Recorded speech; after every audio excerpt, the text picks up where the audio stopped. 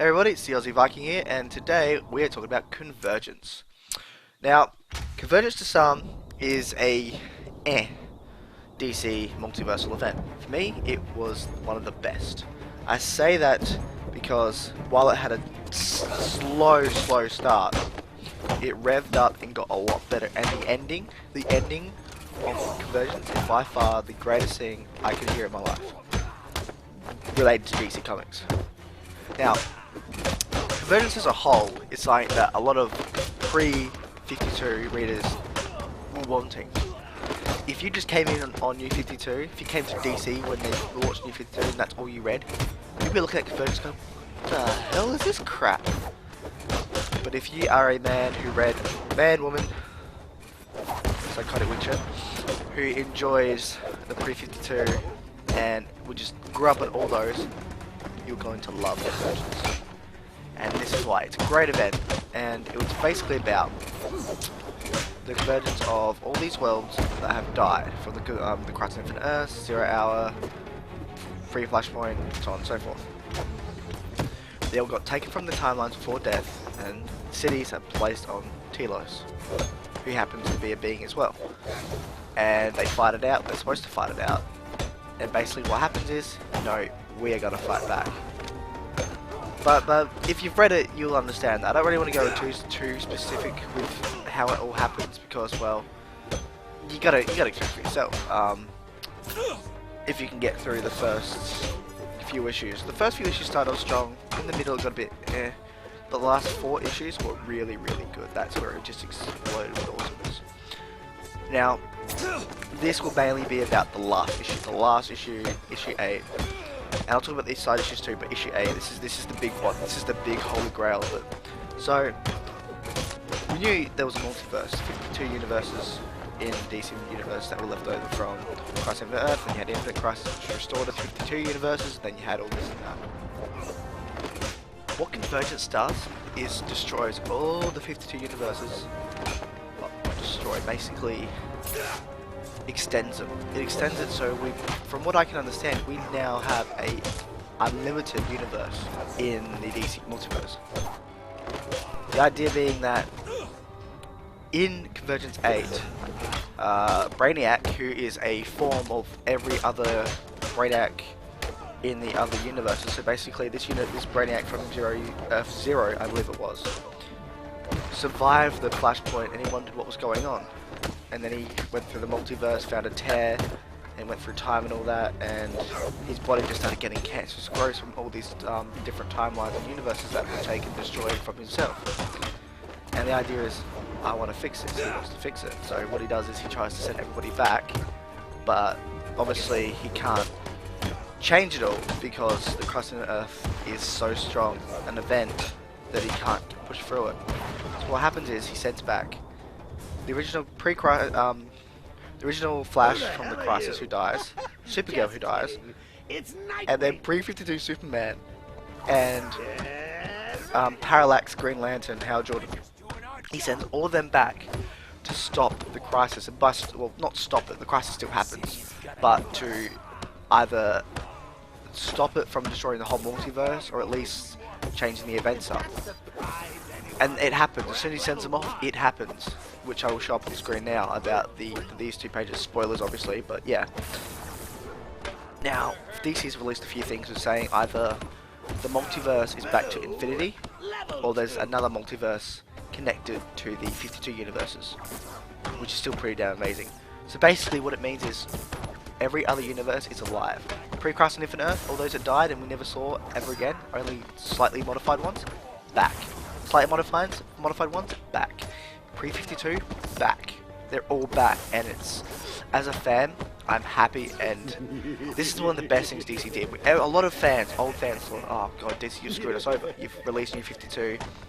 They had no signs of going back to the old universe, or universes, and now they're just saying, oh yeah, you guys can get your old universe can come back, but so can the other ones. Screw it. Everybody that was a fan throughout all of DC, your universe is back. Enjoy. Now, it will be a while before we actually get to see stories in these respective universes. When we do, by Jova, by Odin, by God himself, I'll be there. buying the shit out of them. I mean, I'm excited. They're not dead. All the ones I loved. Clark Kent, Lois, they're together. They now have a baby son.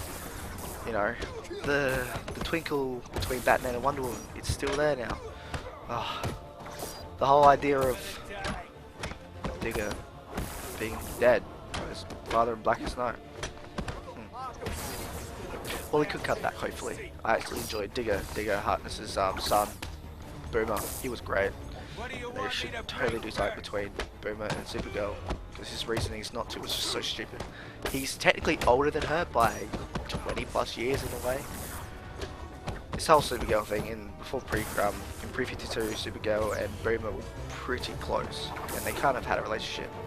But Boomer's like, no, you're 16 or 17, whatever old she was, and I am older. I don't want to be. You're not my piece of meat to go to jail, sort of thing. But when you think about it, she was stuck in stasis for like 20 plus years. She's kind of older than you, man. A lot older. And she's an alien, so. But you know, writing. I guess if we get lucky, we can get it come back. Possibly. I mean, who knows? DC still have to release a fair bit more information about what's going on, but from what we understand, the universe is back, the whole multiverse, and that was what Convergence was about, and it made the whole event worth it. The whole event is amazing though. I would give the main story a 7, because the main story has its ups and downs, but the ending makes up for it. But overall, including the part 1s and part 2s of each Directed Universe, 8 to 9.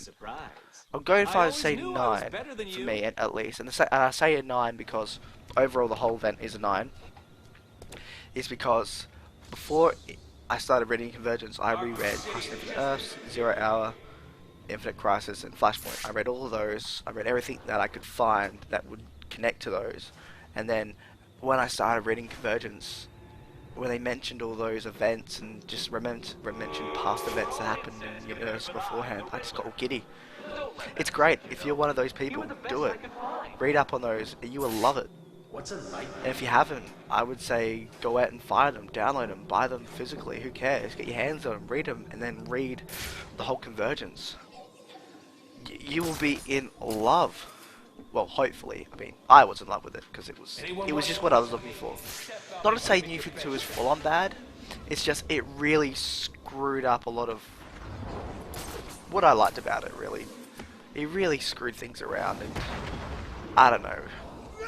I kind of just want to have another good run. You know, I want all my characters. Basically, after reading Grant Morrison's GLA run from issue 1 to 125, I just didn't want them to leave. And then as soon as I got near the end of it, near to Blackest Night and then Brightest Day, I was just like, oh god, it's over. There's no more stories. And then this comes out, it's like, yes, the stories are continuing. I can have them back. And then it came to, oh, I think they're gonna die, but they didn't. They survived. Everybody survives, and that's what made me so happy. Now, when you buy them, you can either buy them separately, or I'm on the page about when the online retailers will list the collections of Convergence. October 13th, you will get a hardcover, softcover, hardcover, softcover of 0 Hour Book 1, Book 2, and the main Convergence. The main Convergence is 320 pages.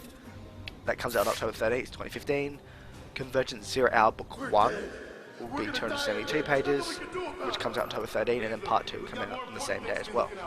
And then on October 20th, you get Crisis Book 1, 272 pages again, and then Crisis Book 2 on the same day, same amount of pages.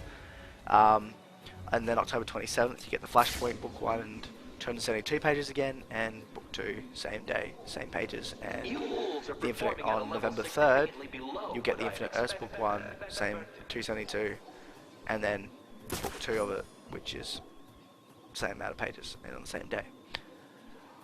Man, I would say get it in a full cover, because you'll probably get other things like artworks and all that you probably would get when they put in those sort of things. So it's worth it. Now, I do hope they don't take too long before we start getting some other Universal stories. I'm guessing they want to wait until after the Darkseid Anti-Monitor War, because I think that might shake up a few things as well. It wouldn't surprise me if they do. And I believe I remember hearing they might do a one-shot about the changes that happened to Infinite Crisis. Now, Thing is, a lot of people, if you think that this makes the event makes Infinite Crisis and all that not work, you're not right on that retrospect. Because without the Infinite Crisis and without the Crisis on Infinite Earths and then Infinite Crisis and Flashpoint, you wouldn't have Convergence or and Zero Hour. You wouldn't have Convergence.